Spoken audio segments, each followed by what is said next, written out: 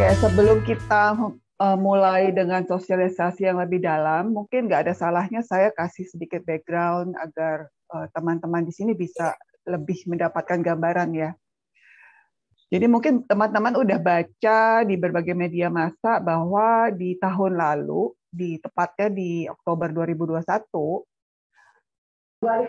ada yang namanya Undang-Undang Harmonisasi Peraturan Perpajakan. Biasanya disingkat dengan UU HPP di teman-teman.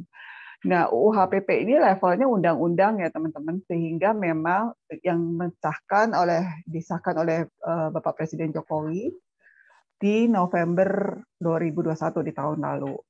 Dan undang-undang ini sifatnya masif teman-teman. Jadi isinya sendiri itu ada 200 halaman lebih dan memang mencakup semua aspek perpajakan. Jadi dari mulai ketentuan umum perpajakan, dari mulai pajak penghasilan, pajak pertambahan nilai, dan semua aspek teman-teman.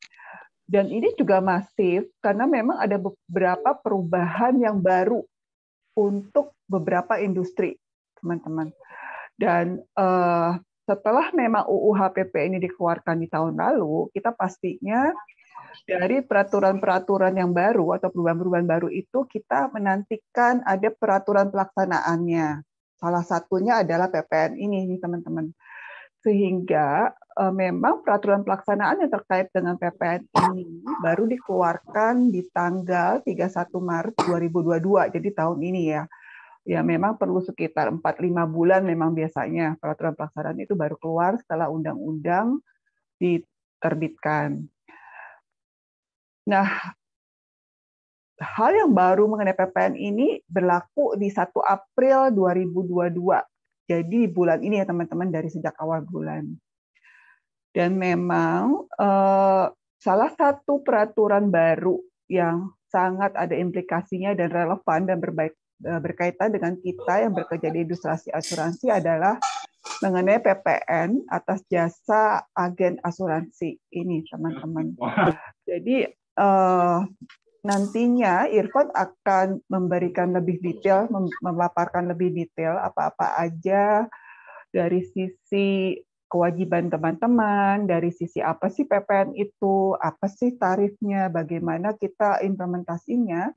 Cuma memang yang perlu saya sampaikan bahwa sekali lagi nih teman-teman, kita sebagai warga negara dan tentu saja sebagai wajib pajak ya, pasti kan selalu kita sering dengarlah orang pijak itu harus taat pajak gitu. Jadi intinya memang salah satu inisiasi yang dilakukan dan tujuan dari si Undang-Undang HPP ini adalah memang memberikan peraturan dan beberapa perubahan yang efeknya positif lah untuk industri maupun negara ya teman-teman. Sehingga memang dilakukan beberapa perubahan dan tentu saja perubahan ini bukan hanya industri asuransi teman-teman, jadi banyak hal termasuk diantaranya adalah industri-industri kreatif seperti misalnya industri yang ada implikasinya mengenai PPN atas beberapa jasa atau objek pajak yang berkaitan dengan aplikasi tertentu ya teman-teman. Jadi memang ini sangat masif Undang-Undang HPP ini, dan salah satunya yang berdampak adalah untuk PPN atas jasa penunjang asuransi atau kita lebih kenal sebagai untuk jasa atas asuransi atas dari komisi agen gitu kan teman-teman. Nah memang secara implikasi teman-teman pasti kalau ada peraturan baru itu kan perlu penyesuaian ya teman-teman. Penyesuaian ini pasti perlu dilakukan di dalam sistem kita secara internal, juga pasti ke sosialisasi nih ke teman-teman semua. Sehingga memang kita ambil waktu nih kita ya sebelum kita nanti libur untuk Idul Fitri minggu depan, untuk mungkin ada yang mau mudik, ada yang mau liburan, silahkan kita curi-curi waktu selama seminggu ini, kita lakukan sosialisasi bukan hanya ke teman-teman IA dan ASN, juga ke para bapak dan ibu tenaga pemasaran lain seperti para agent, untuk Bapak dan Ibu di NAD ataupun AD. Hanya itu, sekian dari saya, sekedar background singkat aja, dan kita bisa teruskan ke Irfan. Silahkan Irfan. Ya baik, terima kasih Mbak Desi. Selamat pagi teman-teman IA dan ASM. Perkenalkan lebih dahulu, nama saya Irfan. Saya di bagian pajak teman-teman. Sebelum saya mulai sharing, saya share screen dulu ya. Nah, baik teman-teman, sebelum kita memulai mengenai sosialisasi pajak pertambahan nilai atas penyerahan jasa agen asuransi, saya ingin menyampaikan bahwa peraturan perpajakan di Indonesia, teman-teman, itu sifatnya dinamis. Kenapa dinamis? Karena peraturan perpajakan di Indonesia itu mengikuti perkembangan zaman, teman-teman. Seperti misalnya perkembangan teknologi dan informasi, perkembangan ekonomi, atau perkembangan sumber daya manusianya itu sendiri, atau perkembangan lain yang mempengaruhi faktor-faktor yang nantinya akan merubah suatu peraturan dari peraturan A misalnya menjadi peraturan B. Nah, berkaitan dengan hal tersebut, teman-teman, bahwa yang disampaikan oleh Mbak Desi tadi, kita menyadari bahwa Direktorat Jenderal Pajak atau kita singkat DJP itu memang sedang masif mengeluarkan peraturan-peraturan perpajakan. Nah, salah satunya memang peraturannya berkaitan dengan kita sebagai perusahaan asuransi dan teman-teman sebagai agen asuransi atau tenaga pemasar atau misalnya yang kita sebut sebagai IA atau ASM. Nah, poin yang ingin saya sampaikan teman-teman bahwa saya mengulang kata Bu Desi lagi, sebagai warga negara yang baik, sebagai warga negara yang taat dan patuh terhadap kewajiban perpajakan, maka dari itu saya meminta teman-teman untuk mengimplementasikan peraturan yang akan saya sampaikan, yang akan saya jelaskan mengenai PMK 67 tahun 2022 tentang penyerahan jasa agen asuransi. Baik teman-teman, kita akan mulai ke sesi yang lebih dalam. Nah, di sini saya nanti akan menjelaskan mengenai pengertian pajak pertambahan nilai. Namun sebelum saya menjelaskan tentang pajak pertambahan nilai, teman-teman, saya yakin kita ini sebenarnya akrab lah dengan kata-kata pajak pertambahan nilai karena PPN ini, teman-teman, itu ada di dalam kehidupan kita sehari-hari. Misalnya teman-teman belanja katakanlah barang yang teman-teman konsumsi, atau misalnya jasa yang teman-teman konsumsi, itu pasti di dalamnya ada pajak pertambahan nilai.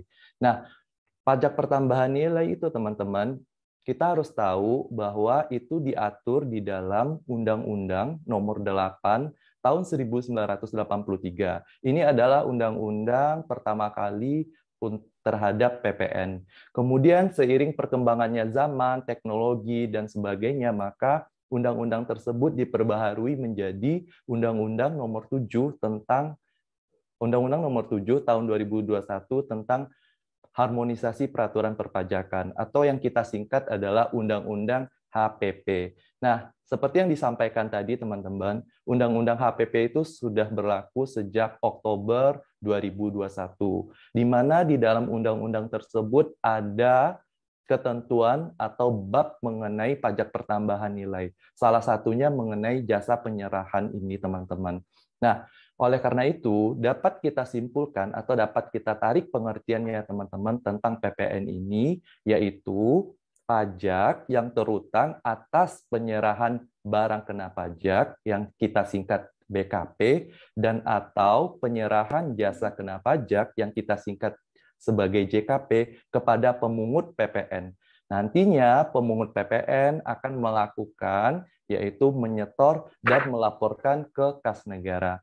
Jadi teman-teman, kalau saya sederhanakan pasal 16A Undang-Undang PPN ini mengenai pengertian PPN, katakanlah teman-teman sebagai atau pelaku penyerah BKP atau JKP kepada pemungut PPN yang dalam hal ini nantinya Sun Life, maka Sun Life akan mengenakan, menyetor, dan melaporkan ke kantor pajak atas penyerahan jasa teman-teman. Jadi kata kunci PPN, teman-teman, adalah penyerahan jasa atau barang kena pajak.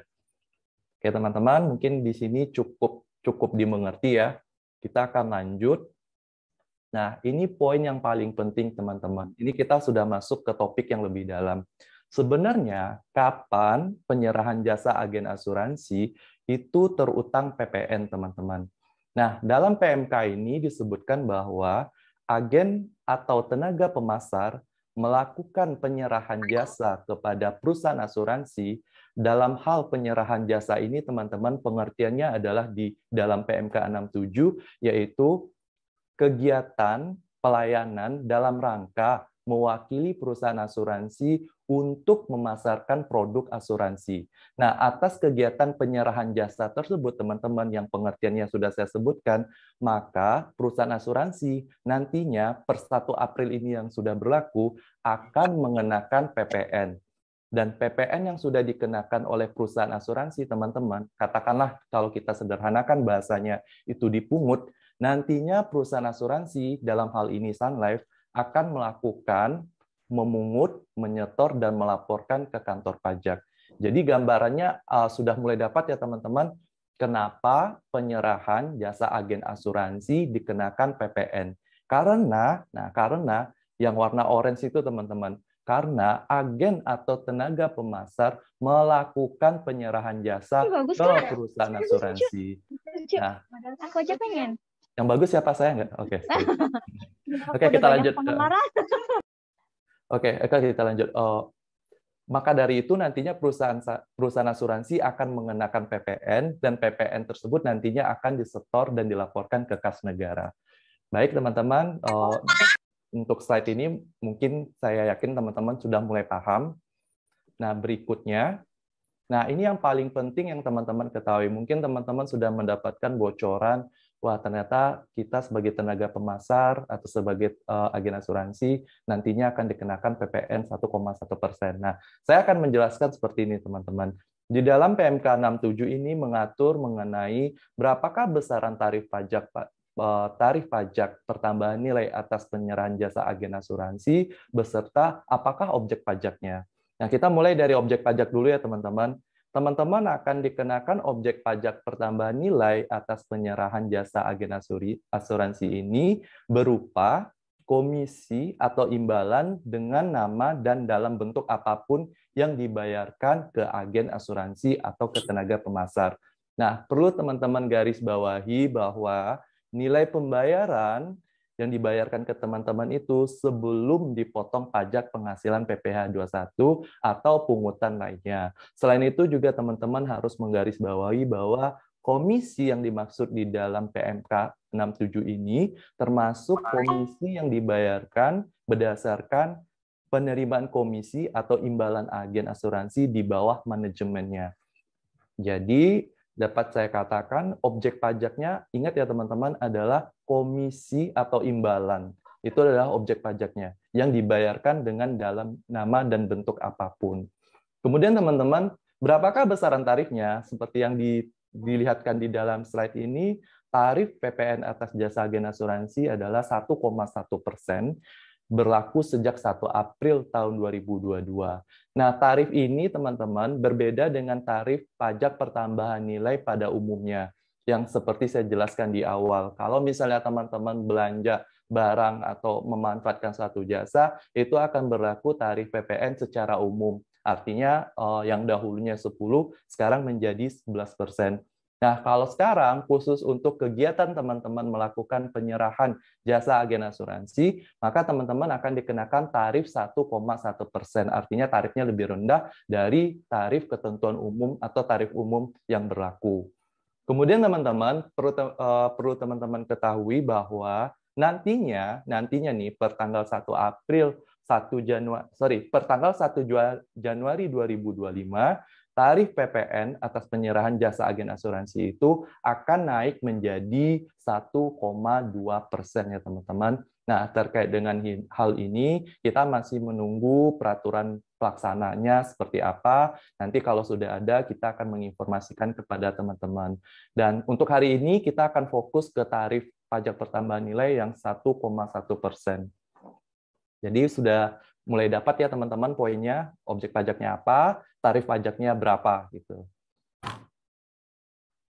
Berikutnya teman-teman, seperti yang disampaikan di awal tadi, ternyata di dalam PMK 67 ini teman-teman juga diminta nih memiliki kewajiban lah. Kewajibannya dalam arti ketika teman-teman melakukan penyerahan jasa agen asuransi ke perusahaan asuransi dan perusahaan asuransi akan memungut PPN, maka di dalam PMK ini teman-teman diminta nih untuk membuat faktur pajak. Namun sekali lagi, DJP memberikan kemudahan kepada teman-teman bahwa teman-teman tidak perlu membuat faktur pajak karena apa? Karena faktur pajak itu nantinya akan digantikan dengan bukti pembayaran komisi atau statement of komisi yang dikeluarkan oleh Sun Life secara berkala. Jadi teman-teman dapat saya informasikan bahwa faktur pajak teman-teman tidak perlu membuat, faktur pajak tersebut nantinya akan diganti berupa bukti pembayaran komisi atau statement of komisi, dan statement of komisi tersebut itu adalah dokumen yang dipersamakan kedudukannya dengan faktur pajak. Jadi somehow nanti kalau teman-teman ada pertanyaan dari kantor pajak, kamu agen asuransi atau tenaga pemasar, apakah kamu diberikan faktur pajak sesuai dengan PMK 67? Ya teman-teman jawabnya ada. Bentuknya ini bukti pembayaran komisi atau statement of commission. Nah, sebagai informasi teman-teman, statement of commission ini nantinya ada beberapa informasi yang kita tambahkan sesuai dengan permintaan dari PMK 67. Nah, statement of commission teman-teman itu ada informasi nanti seperti MPWP teman-teman, MPWP Sun Life, kemudian nanti ada seperti nomor urut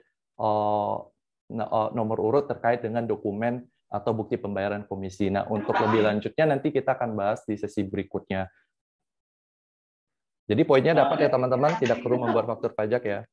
Nah, kemudian teman-teman ini poin yang paling penting yang harus teman-teman ingat-ingat ya. Teman-teman sebagai agen asuransi atau sebagai IA atau ASM atau tenaga pemasar yang sudah memiliki MPWP, maka teman-teman dianggap telah dikukuhkan sebagai pengusaha kena pajak ya teman-teman. Jadi teman-teman perlu ketahui bahwa PMK 67 ini menyatakan untuk agen asuransi atau tenaga pemasar yang memiliki MPWP itu telah dikukuhkan sebagai pengusaha kena pajak. Jadi teman-teman tidak perlu lagi ke kantor pajak untuk mendaftarkan diri mendapatkan atau dikukuhkan sebagai pengusaha kena pajak. Nah, poin yang berikut yang paling penting teman-teman garis bawahi, bagi teman-teman yang belum memiliki MPWP, maka di dalam PMK ini wajib hukumnya teman-teman untuk mendaftarkan diri ke kantor pelayanan pajak setempat. Nah, poin ini teman-teman harus teman-teman garis bawahi bahwa di PMK ini udah nggak ada ampun lagi nih. Teman-teman yang nggak punya MPWP itu nggak ada ampun. Di sini kalau saya bilang ya pokoknya harus teman-teman wajib untuk mendaftarkan diri ke kantor pajak untuk mendapatkan MPWP. Nah, salah satu informasinya yang dapat saya bagi ke teman-teman, ketika teman-teman diminta oleh PMK ini untuk katakanlah teman-teman belum misalnya memiliki MPWP dan sampai peraturan ini telah berlaku atau telah terlaksana, tapi teman-teman tidak mengindahkan peraturan ini dan masih tidak memiliki MPWP, maka salah satu konsekuensi yang teman-teman terima adalah kantor pajak itu nantinya bisa melakukan atau meng-MPWP-kan teman-teman secara jabatan. Artinya seperti ini, teman-teman nanti tiba-tiba dapat aja nih MPWP tanpa ada misalnya inisiatif untuk mendaftarkan diri. Tapi jeleknya teman-teman nih, resikonya bukan jeleknya lah, resikonya ketika teman-teman otomatis diberikan MPWP oleh kantor pajak secara jabatan, teman-teman nanti akan dikenakan sanksi administrasi. Nah, sanksi administrasinya itu berupa bisa jadi nanti kantor pajak menghitung ulang pajak teman-teman berapa yang misalnya berapa misalnya yang teman-teman terima waktu belum melaporkan atau belum mendapatkan MPWP sampai teman-teman di MPWP-kan secara jabatan. Nah, hal-hal ini menurut saya teman-teman segeralah untuk diantisipasi kalau misalnya teman-teman di sini belum memiliki MPWP. Karena sekali lagi saya sebutkan tidak ada ampun di PMK ini kalau teman-teman tidak memiliki MPWP. Nah, berikutnya teman-teman yang ingin saya sampaikan bahwa seluruh agen atau tenaga pemasar lah di sini kita bilang tetap berstatus sebagai pengusaha kena pajak walaupun pengusaha kecil yang omsetnya tidak melebihi dari 4,8 miliar. Jadi maksudnya seperti ini teman-teman. Mungkin kalau teman-teman ada yang aware di sini bahwa kalau dulunya kita itu akan menjadi pengusaha kena pajak ketika kita sudah mempunyai omset 4,8 miliar dan itu bisa mengikuti PMK 197 tahun 2013. Tapi khusus bagi teman-teman yang disebutkan di dalam PMK 67 yang sedang kita bahas hari ini, teman-teman sebagai agen asuransi atau tenaga pemasar, bahwa teman-teman tetap menjadi pengusaha kena pajak tanpa melihat omset teman-teman. Nah, poin berikutnya yang ingin saya sampaikan, bahwa di sini disebutkan juga dalam hal misalnya teman-teman selain menyerahkan jasa agen asuransi, teman-teman juga menyerahkan barang kena pajak atau jasa kena pajak lainnya. Nah, terhadap aktivitas ini atau kegiatan ini, maka teman-teman di sini diminta wajib melaporkan kegiatan usahanya untuk dikukuhkan sebagai pengusaha kena pajak sepanjang, nah di sini ada diatur lagi, sepanjang peredaran usaha teman-teman atau kita sederhanakan kata-katanya, omsetnya tidak melebihi dari batasan pengusaha kecil. Jadi kalau kalimat ini kita artikan sederhana seperti ini teman-teman. Katakanlah teman-teman sekarang sebagai agen asuransi atau tenaga pemasar yang menyerahkan jasa agen asuransi. Tapi di balik itu teman-teman juga melakukan penyerahan jasa atau barang kena pajak, misalnya contohnya kayak kasus kemarin, case kemarin, selain dia jasa agen asuransi, dia juga sebagai financial advisor. Dan atas kegiatan jasa dia tersebut, katakanlah misalnya tidak melebihi dari 4,8 omsetnya, maka di sini teman-teman tidak perlu mengkukuhkan sebagai pengusaha kena pajak. Jadi ada dua aktivitas atau lebih yang selain dari aktivitas utama ya teman-teman terkait dengan untuk dikukuhkan sebagai pengusaha kena pajak. Nah, berikutnya teman-teman yang harus kita ketahui bahwa kewajiban teman-teman mengenai pelaporan SPT masa PPN bagi agen asuransi atau tenaga pemasar yang tidak melebihi dari batasan pengusaha kecil. Jadi maksudnya seperti ini teman-teman. Teman-teman itu tidak perlu melaporkan SPT masa PPN-nya atau telah dianggap melaporkan SPT masa PPN dengan ketentuan kegiatan usaha teman-teman hanya dari agen asuransi atau misalnya teman-teman juga melakukan penyerahan jasa selain dari jasa agen asuransi juga menyerahkan misalnya barang kena pajak atau jasa kena pajak, namun total secara keseluruhan dari kegiatan usaha teman-teman tersebut itu omsetnya atau peredaran usahanya tidak melebihi dari 4,8. Nah, atas 3 poin tersebut teman-teman tidak perlu melaporkan SPT masa PPN. Jadi saya ulang ya teman-teman, teman-teman sebagai agen asuransi atau tenaga pemasar di sini tidak perlu melaporkan pajak. SPT itu adalah surat pemberitahuan pajak pertambahan nilai ketika kondisi teman-teman hanya sebagai jasa agen asuransi atau melakukan jasa selain dari jasa agen asuransi, yaitu menyerahkan misalnya barang kena pajak atau jasa kena pajak lainnya, namun kalau ditotalkan secara keseluruhan, itu omsetnya tidak melebihi dari 4,8. Jadi 3 poin tersebut teman-teman harus teman-teman ingat. Nah, berikutnya teman-teman yang perlu teman-teman ketahui bahwa ini adalah kebalikan penjelasan saya sebelumnya. Kalau sebelumnya teman-teman tidak perlu melaporkan SPT masa PPN dengan 3 kondisi tadi, maka sekarang teman-teman perlu melaporkan SPT masa pajak pertambahan nilai jika melebihi dari batasan pengusaha kecil. Nah, maksud dari melebihi dari batasan pengusaha kecil yaitu omset atau peredaran usaha teman-teman itu 4,8. Nah, di sini dijelaskan bahwa agen asuransi yang selain menyerahkan jasa agen asuransi juga menyerahkan barang kena pajak atau jasa kena pajak lainnya, dan sampai dengan suatu bulan dalam tahun buku total secara keseluruhan itu setelah melebihi dari 4,8. Jadi simpelnya gini teman-teman, Ya, teman-teman sebagai agen asuransi, ternyata teman-teman omsetnya udah 4,8, ternyata teman-teman juga melakukan aktivitas lain yang aktivitas tersebut terkait dengan penyerahan barang kena pajak atau jasa kena pajak, tetapi setelah ditotalkan semuanya ternyata sudah melebihi dari 4,8, ya mau nggak mau teman-teman itu harus melaporkan surat pemberitahuan masa PPN ke kantor pajak.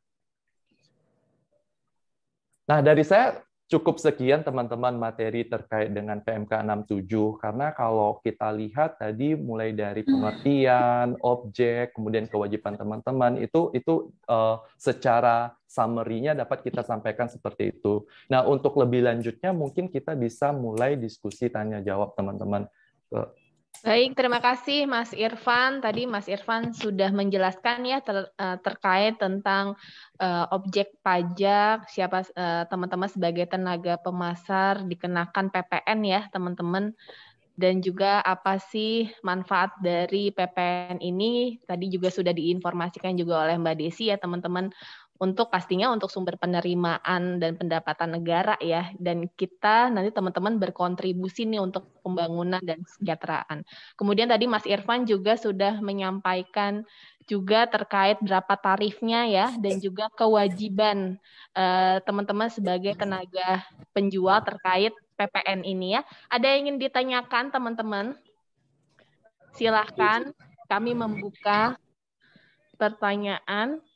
Ya, Kan boleh kasih contoh yang konkret nggak, misalnya untuk atas pemotongan PPN-nya, misalnya kalau misalnya si IA ini closing misalnya 500 SML. Oh, pantesan. Ya kemarin cuma satu-satunya Komisi yang dipotong belum peraturan ini, sebelum peraturan ini kelihatan perubahannya. Terus Mas mau tanya, kalau untuk gaji pokok seperti tunjangan operasional itu kena pajak apa tidak? Kalau seandainya itu kena pajak, berapa persen pajaknya? Terima kasih Mbak Widya pertanyaannya. Ini challenging banget ya pertanyaannya. Nanti kalau untuk pertanyaan pertama mungkin akan dibantu sama Mbak Lydia Halim, itu terkait dengan contoh konkret. Nanti Mbak Lydia Halim ada di sini ya? Iya, ada. Oke, kalau untuk pertanyaan kedua nih Mbak Widya, tadi terkait dengan tunjangan ya Mbak Widya, boleh diulangin ya? Ya, benar-benar. Ya, terkait dengan tunjangan benar Mbak Widya itu adalah merupakan penghasilan sesuai dengan peraturan perpajakan di Undang-Undang PPH itu menjadi objek pajak. Nah, berapa besaran tarifnya tergantung nih Mbak Widya posisi penghasilannya berapa, karena di pajak penghasilan itu diatur tarif progresif ya Mbak Widya.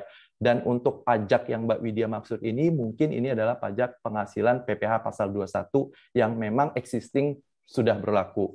Nah, terkait dengan perhitungannya, ini nanti kita punya ilustrasi, tapi nanti akan dijelaskan langsung oleh Mbak Lydia Halim. Mbak Lydia Halim, saya silakan.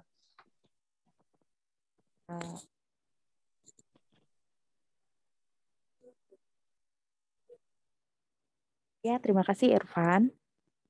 Saya perkenalkan, saya Lydia dari tim kompensasi.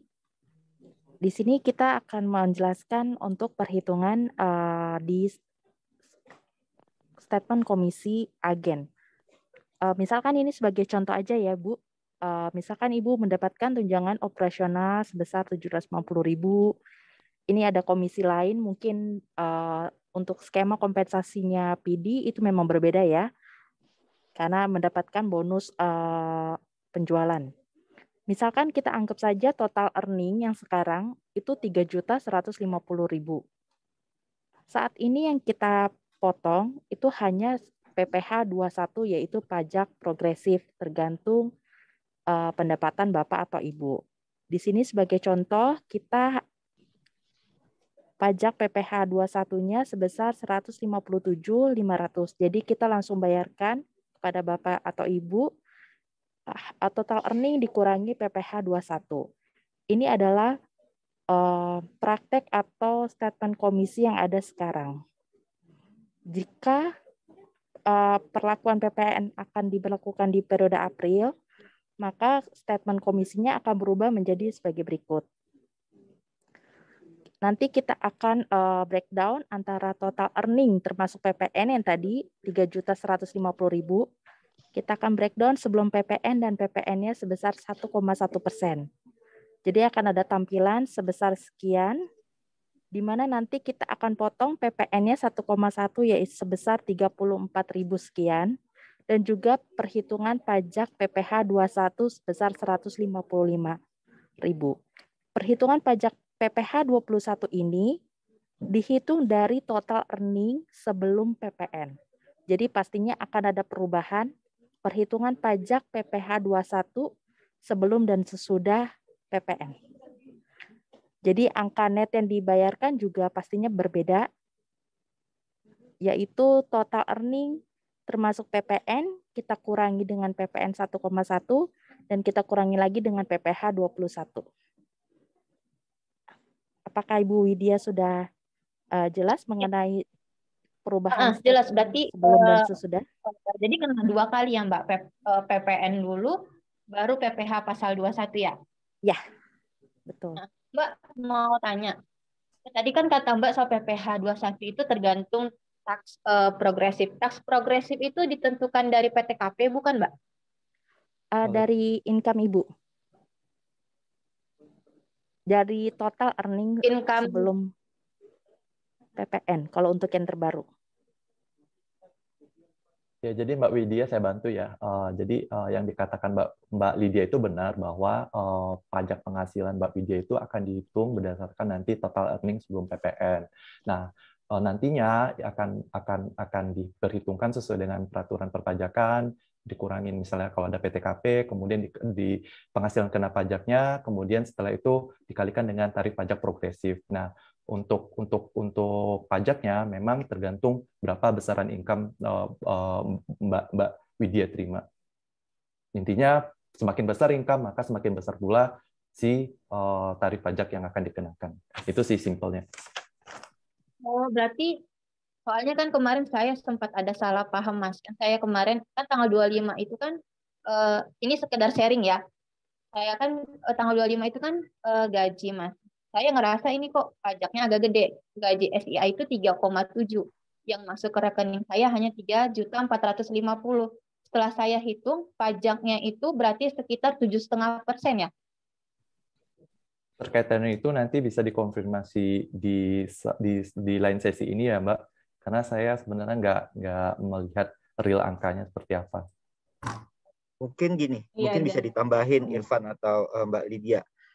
Teman-teman ini mungkin perlu tahu rate kalau untuk PPN mungkin udah jelas 1,1% ya. Tapi ada PPh nih. PPh itu kan progresif tergantung dengan year to date ya, Mbak Lydia. Jadi akan ada perhitungan dari Januari, Februari, Maret secara akumulasi mereka berapa. Dan itu nanti bisa berubah lagi tuh tergantung dari total pendapatan di bulan sebelumnya. Ya. Kan ada yang kena di 5%, ada yang kena di 10%, ada yang kena di 15%, bahkan bisa sampai 20 dan 25%. Betul nggak? Ya, tergantung dari ya, ngerti Mas Adit, ngerti. Ya. Itu yang mungkin yang bisa dijelasin sekilas aja mungkin Mbak Lydia sama Irfan. Ya, jadi Mas Adit, Mbak Pajak mau tanya saya. Mbak Pajak. Saya termasuk orang yang kena progresif juga mungkin dengan Widya ya. Kemarin cuman itu yang tadi tuh, yang tadi bisa dilihat tadi fit. Tadi tuh ada rate-nya 15, 20, 25. Betul, Mas Adit. Seberapa banyak apabila saya submit PTKP pengurangannya gitu loh. Karena kan kalau saya submit PTKP juga Mas Adit udah late katanya ya. Satu-satu ya, Fit. Satu-satu dulu ya. Tadi udah jelas belum yang rate-nya? Udah jelas. Nah, ini juga bisa dijelasin Mbak Lydia sama teman-teman yang lain gitu ya. Apabila teman-teman mensubmit PTKP di tengah tahun, itu akan terhitungnya kapan Mbak Lydia? Untuk berlaku di awal tahun berikutnya.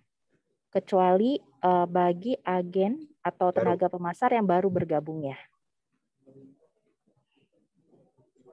Mbak, aku mau tanya dong. Dulu satu-satu teman-teman. Ini siapa? Satu ya. Tadi Upit udah jelas belum? Udah, dan berarti kalau even saya nggak submit tetap kena pajak progresif. Kalaupun misalkan submit dikenakannya di tahun. Oh, betul. Iya. Jadi better submit sekarang sih, Pit, daripada kamu lupa nanti di tengah tahun berikutnya, mending submit sekarang.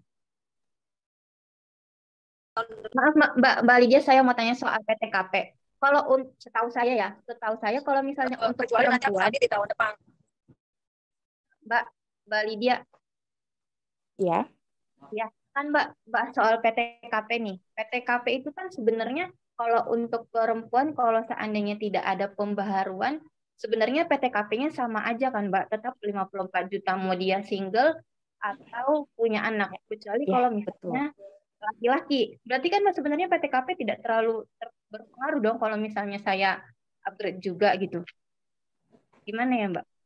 Ya, saya bantu dikit Mbak Lydia. Siap, thank you ya pertanyaannya. Secara peraturan saya setuju.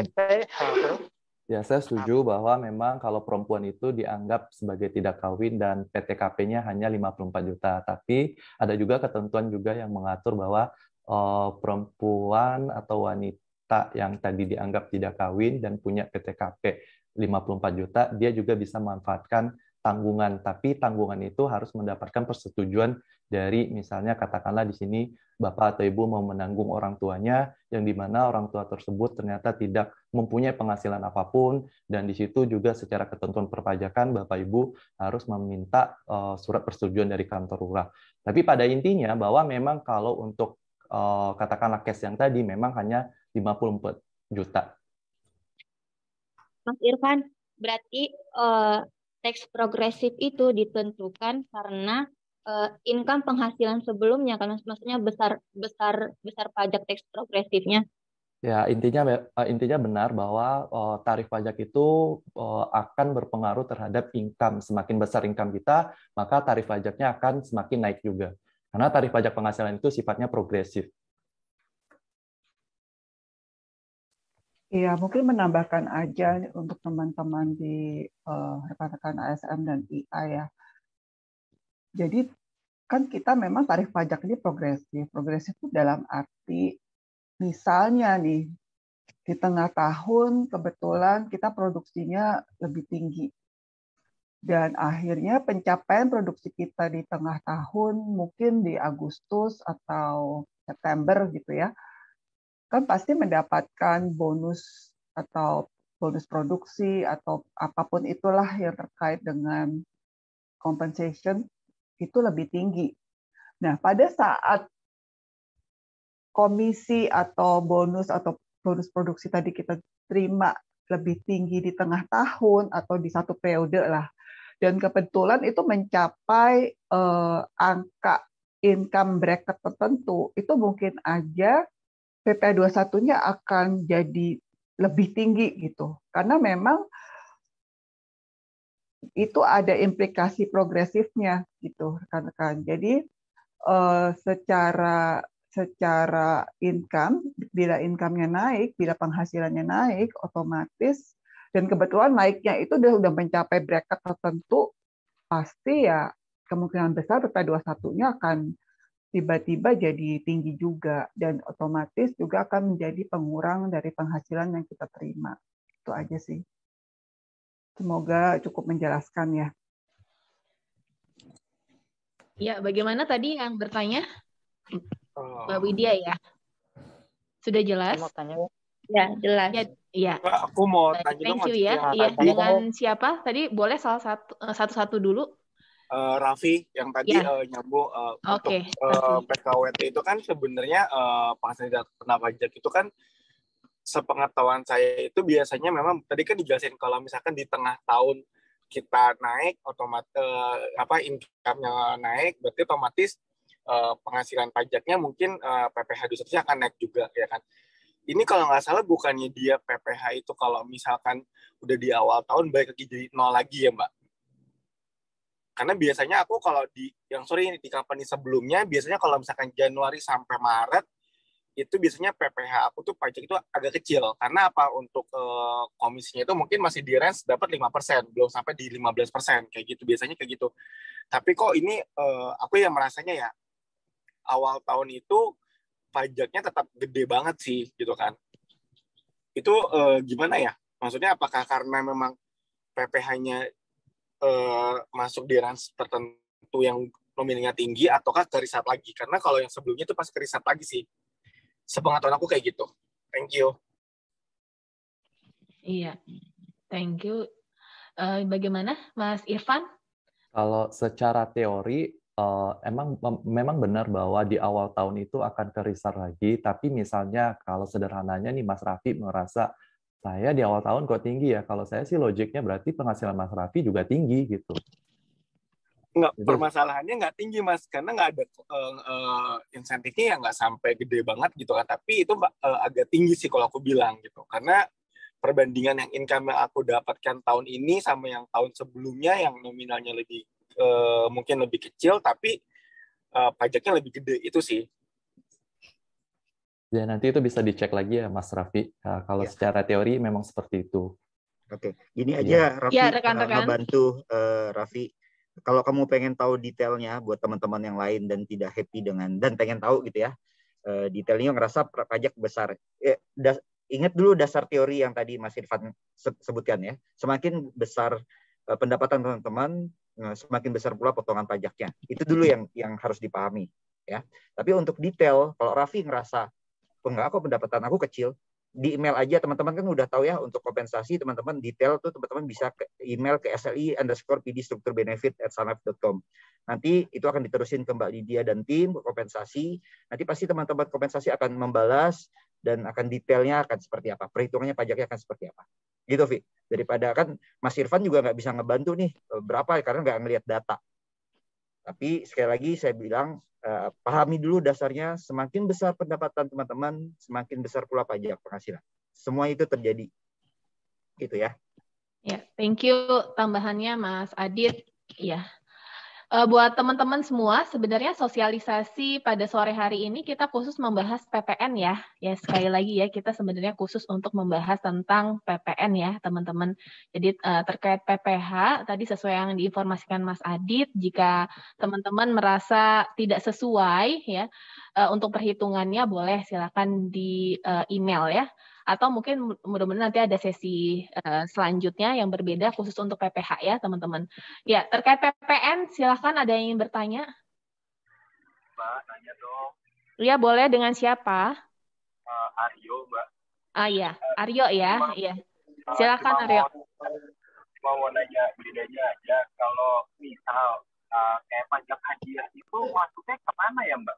Terus kalau misal kayak kompensasi trip dirubah menjadi cash money karena mungkin trip tidak bisa dijalankan, itu pajak yang dikenakan tuh apa dikenain lagi PPN atau hanya pajak hadiah aja? Itu aja sih pertanyaan. Terima kasih. Iya, terima kasih.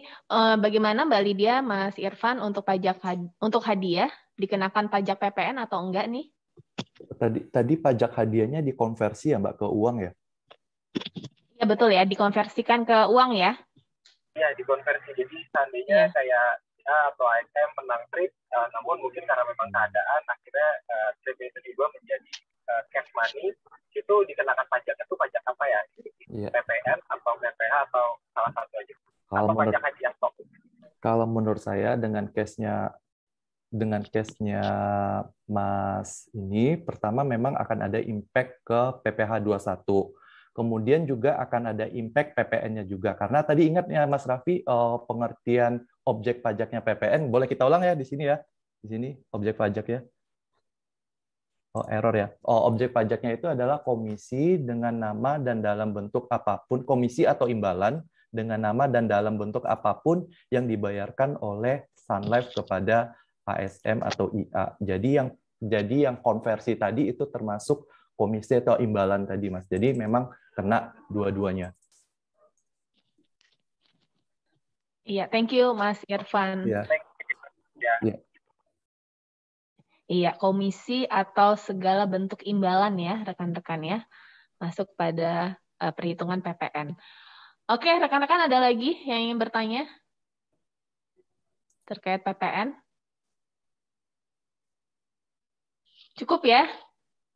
Cukup ya rekan-rekan ya, sudah sangat clear ya terkait teman-teman perhitungan tarif, kemudian kewajibannya rekan-rekan, dan PR-nya teman-teman yang nggak punya NPWP ya, jangan lupa ya teman-teman ya, tadi sudah disampaikan oleh Mas Irfan ya, pastiin teman-teman nih segera memiliki NPWP, kalau belum berarti harus mendaftarkan diri di kantor pajak ya teman-teman ya.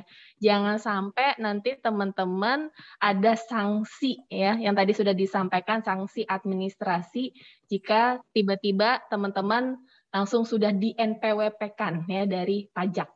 Ya itu PR-nya ya teman-teman ya. Oke, sekali lagi terima kasih pada Mbak Desi, Mas Irfan, dan juga Mbak Lydia yang sudah sharing dan juga sosialisasi untuk pajak PPN ini ya. Mudah-mudahan teman-teman semua ini clear ya terkait tarifnya, dan juga yakin bahwa teman-teman ini berkontribusi positif nih ya untuk negara ya. Tentunya ini adalah sumber penerimaan terbesar loh teman-teman ya. Pajak ini sumber penerimaan terbesar bagi negara ya. Jadi teman-teman berkontribusi positif untuk pembangunan dan juga kesejahteraan kita bersama tentunya. Iya. Baik, sekali lagi ya Ega, terima kasih Ega udah Silakan. menambahkan sebagai penutup. Cuma sebelum kita tutup nih teman-teman, mungkin saya bisa kasih sedikit informasi lagi. Jadi seperti yang tadi udah saya sampaikan, memang implementasi untuk PPN ini membutuhkan perubahan. Salah satunya adalah di sistem, ya teman-teman. Dan karena memang kita sedang melakukan perubahan di sistem, lalu yang akan kita lakukan adalah untuk semua komisi dan imbalan yang teman-teman akan terima di bulan April itu masih termasuk PPN, ya teman-teman. Jadi masih apa adanya lah ya. Nah, nanti semua komponen PPN-nya itu akan kita hitung kembali setelah sistemnya ready.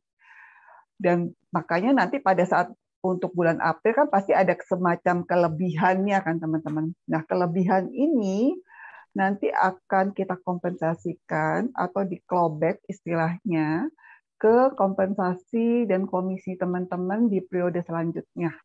Itu aja sih teman-teman. Jadi mudah-mudahan teman-teman nggak kaget ya kalau nanti misalnya di April masih menerima commission statement yang seperti biasanya, belum muncul PPN-nya, tapi nanti setelah kita udah lakukan perubahan sistem, pasti kita akan berikan kembali nih teman-teman commission statement-nya untuk yang periode April tadi.